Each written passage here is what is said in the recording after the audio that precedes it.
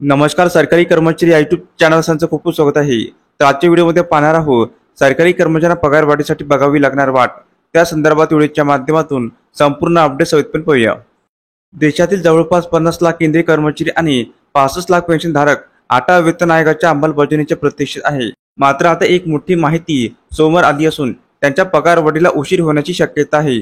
2025च्या सुरुवातीला सरकारने आयोगाच्या प्रस्तावास मान्यता दिली असली तरी आयोगाचा पूर्ण प्रारूप अजूनही अस्तित्वात आलेला नाही. भारत सरकार दर 10 वर्षांनी केंद्रीय कर्मचाऱ्यांचा पगार संरचना पूर्ण लागू करण्यासाठी नवीन वेतन आयोग लागू करते. शेवटचा वेतन आयोग म्हणजेच 7वा वेतन आयोग 2016 मध्ये लागू झाला, ज्यांनी सध्याच्या पगार आणि भत्त्याचे स्वरूप ठरविले. आता 8व्या वेतन आयोगाची घोषणा सरकारने बजेट पूर्व काळात केली असली तरी प्रत्यक्ष अंमलबजावणीला वेळ लागू शकतो.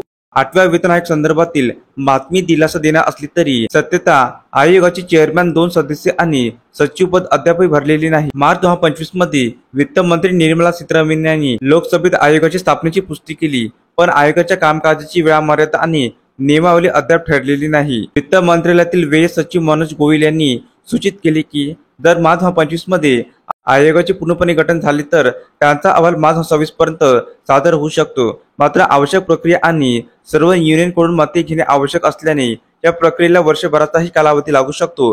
परिणामी 2025-26च्या अर्थसंकल्पात पगार वाढीसाठी कोणतीही तरतूद करण्यात आलेली नाही.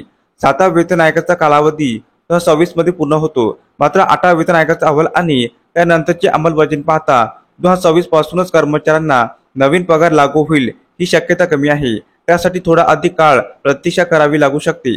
धन्यवाद.